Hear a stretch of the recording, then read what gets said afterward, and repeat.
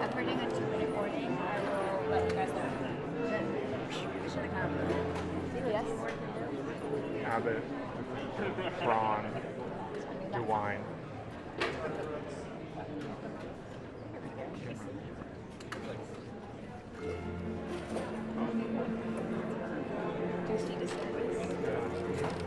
In the second row, third in. And Kim Reynolds is next to him.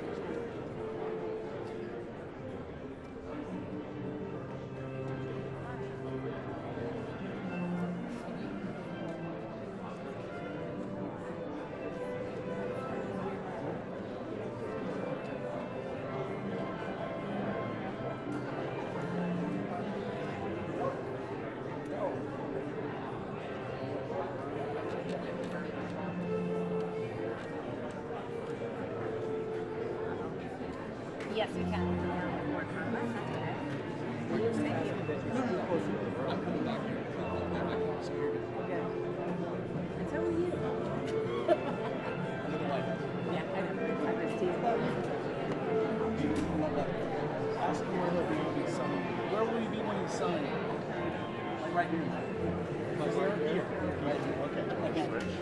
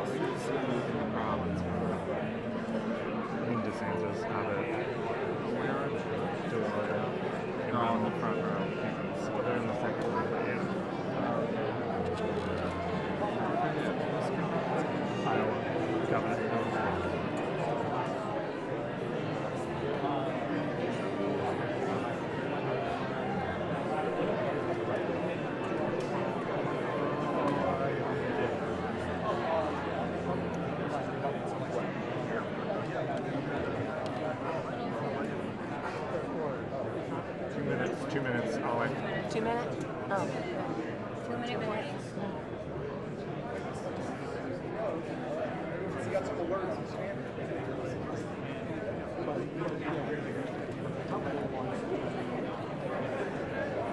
Now I'm going to come up on here a little bit. Let's make sure that doesn't bother you, okay?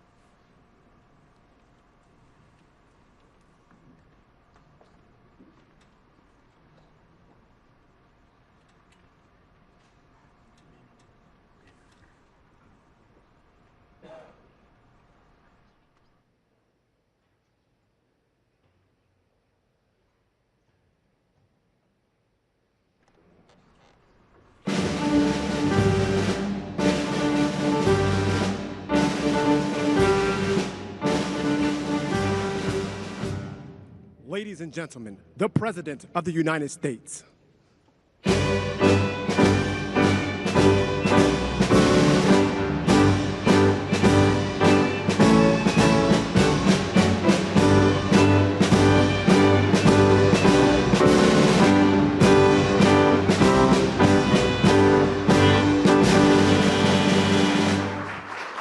Well, thank you very much.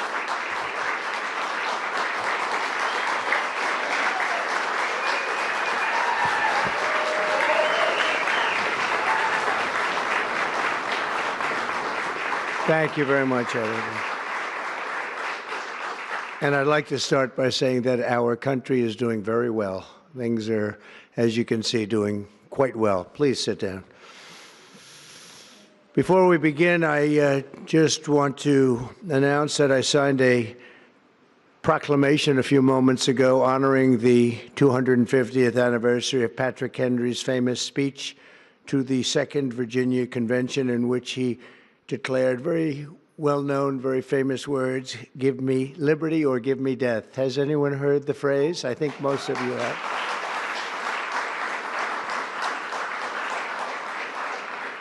And moments ago, I also signed an executive order to dramatically increase production of critical minerals and rare earths. It's a big thing in this country, and as you know, we're also signing agreements in various locations to unlock rare earths and minerals and lots of other things all over the world, but in particular, Ukraine. We're doing very well with regard to Ukraine and Russia. And one of the things we are doing is signing a deal very shortly with respect to rare earths with Ukraine, which they have tremendous value in rare earth, and we appreciate that.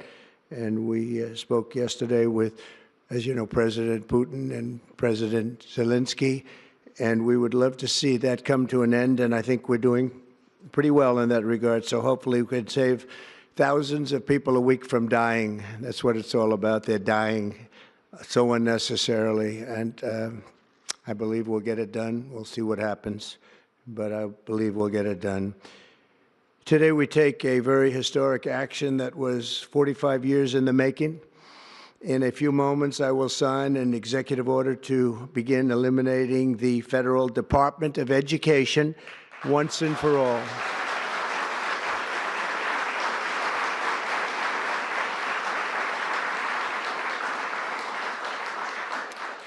And it sounds strange, doesn't it? Department of Education, we're going to eliminate it. And everybody knows it's right.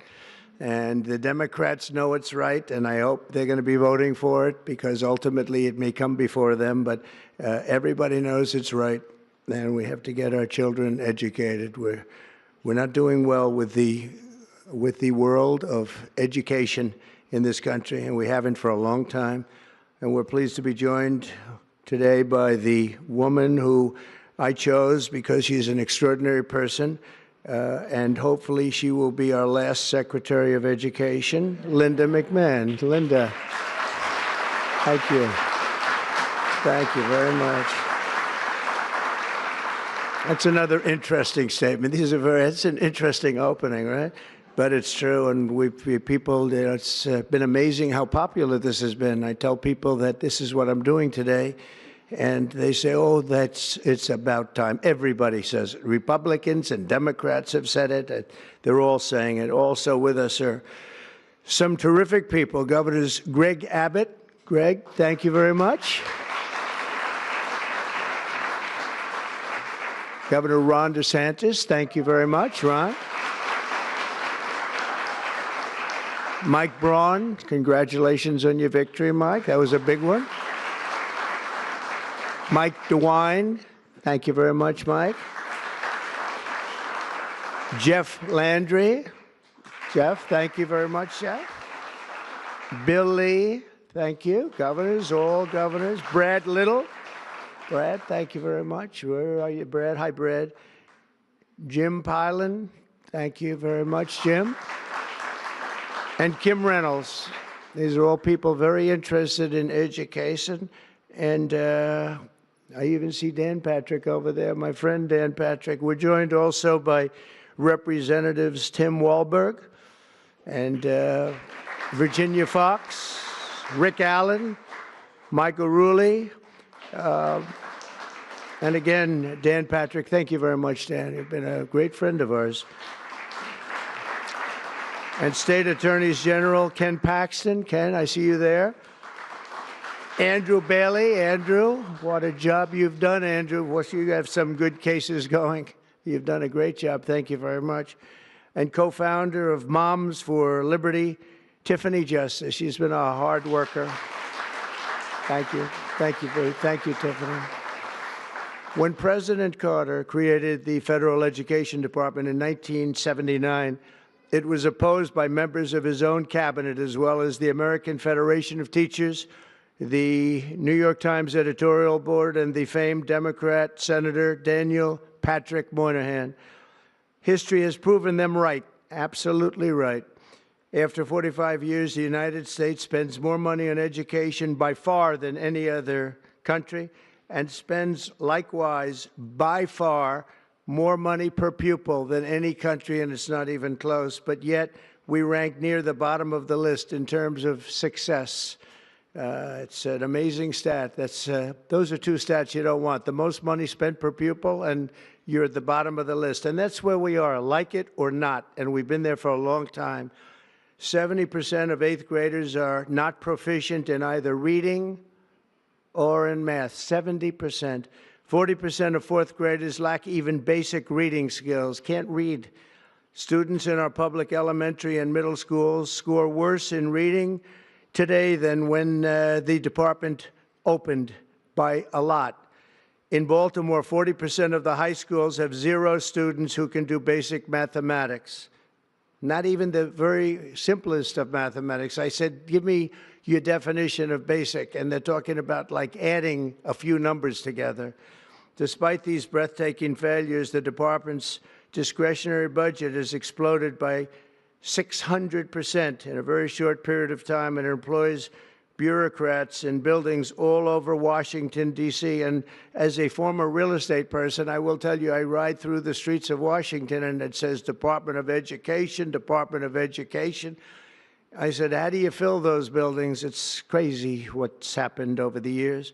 I'm pleased to report that after offering these federal employees 2 generous buyout options, and they were very generous, and they're good people, but they were very generous. My administration has initiated a reduction in force, and we're already cutting numbers that were really surprising to a lot, that we were able to do it so successfully. And we've cut the number of bureaucrats in half. 50% have taken office, which is great. Thank you. Under the action I'm taking today, a small handful of Democrats and others that we have employed for a long time, and there are some Republicans, but not too many, I have to be honest with you. But the department's useful functions, and such as, and they're in charge of them: Pell Grants, Title I funding, resources for children with disabilities and special needs will be preserved, fully preserved. They're all going to be so. If you look at the Pell Grants, it's supposed to be a very good program. Title I funding and resources for children with special disabilities and special needs, they're going to be preserved in full and redistributed to various other agencies and departments that will take very good care of them. And that's very important to Linda, I know, and it's very important to all of us.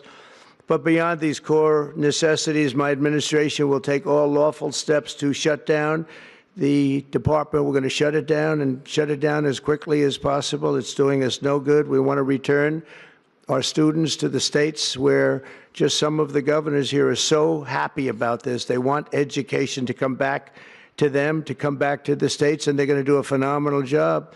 You know, if you look, Denmark, Norway, Sweden, I have to tell you, I give them a lot of credit. China's top 10.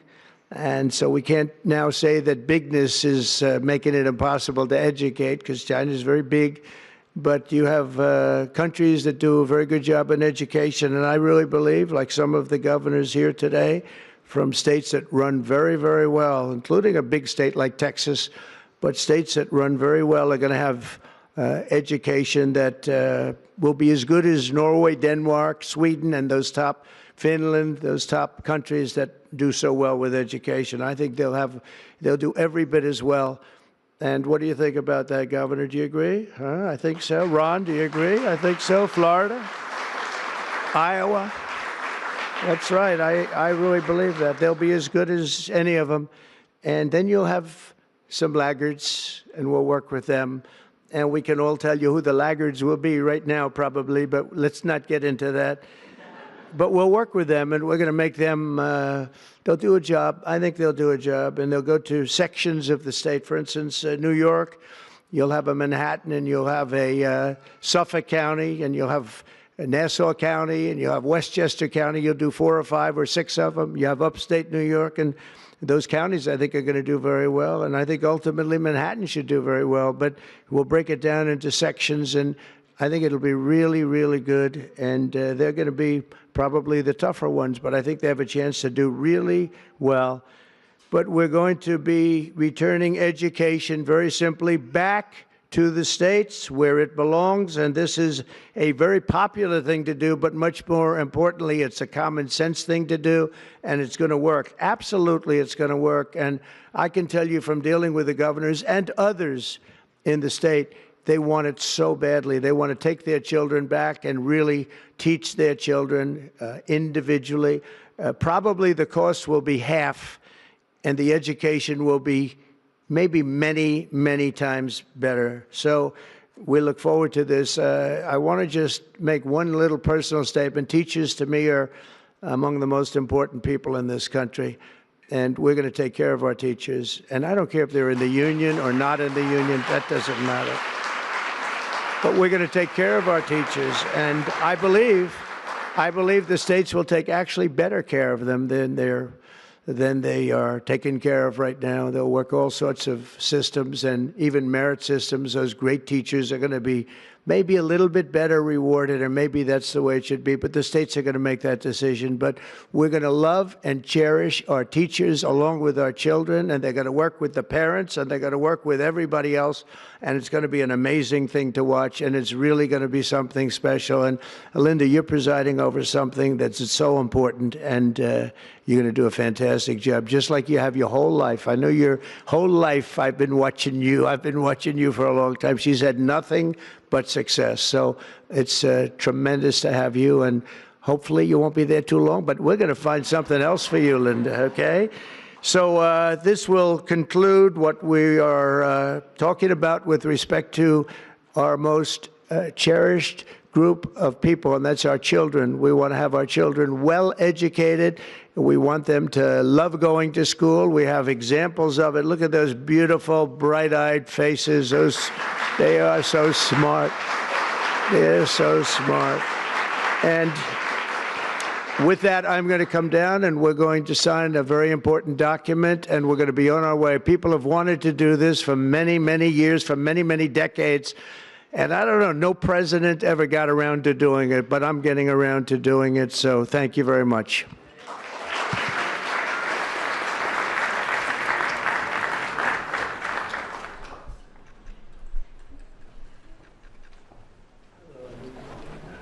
Good-looking people here.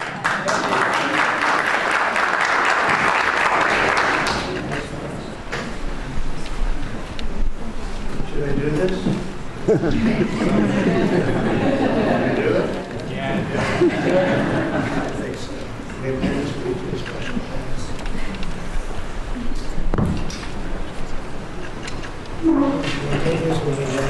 It was very lucky. I signed another document that turned out to be very good for the country, and I said, let's use that same pen. I don't know, is anybody superstitious? Ron, are you superstitious? Let's use that same pen.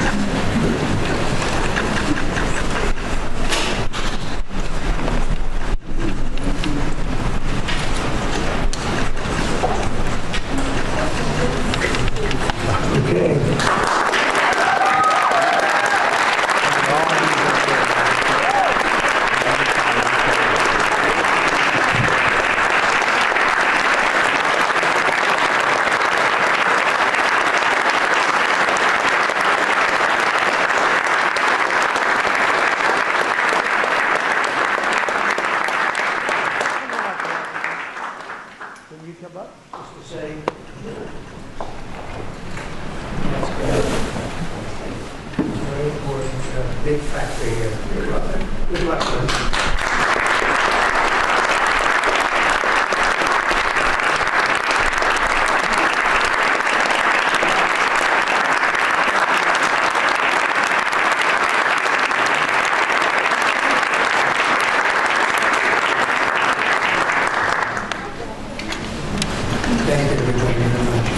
Thank you very much. Thank you.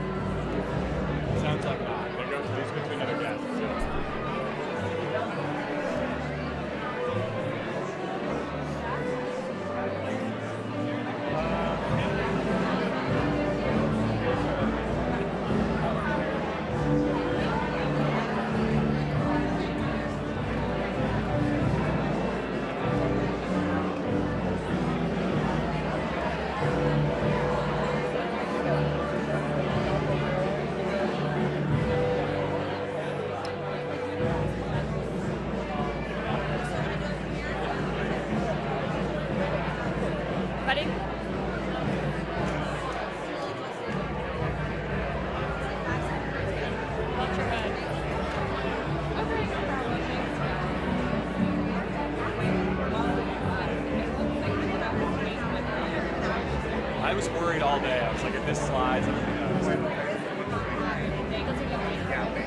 It's fine. Whatever. I can stand this way. What?